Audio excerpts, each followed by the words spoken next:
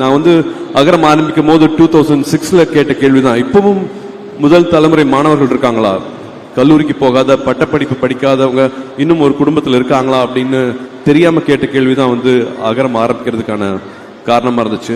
இப்போ 2025 பேசிட்டு இருக்கோம். 2026 இதே மாதிரி முதல் தலைமுறை மாணவர்கள் இருப்பாங்க. ஒரு தங்கைக்கு வந்து எல்லா ஆர்வமும் இருக்கும், ஆனா ஒரு காலேஜ் அப்ளிகேஷன் வாங்குற கூட காசு இருக்காது.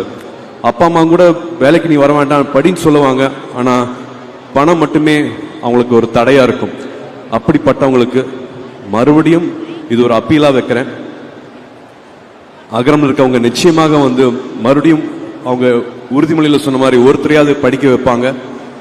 இத லைவா பார்த்துட்டு இருக்கவங்க மற்றவங்க உரிமையோட கேட்கிறேன், ரொம்ப உரிமையோட கேட்கிறேன், மாதம் 300லயாவது உங்களோட பங்கு இருக்கணும் அப்படின்ட்டு நான் தாழ்மையா கேட்டுக்கிறேன்.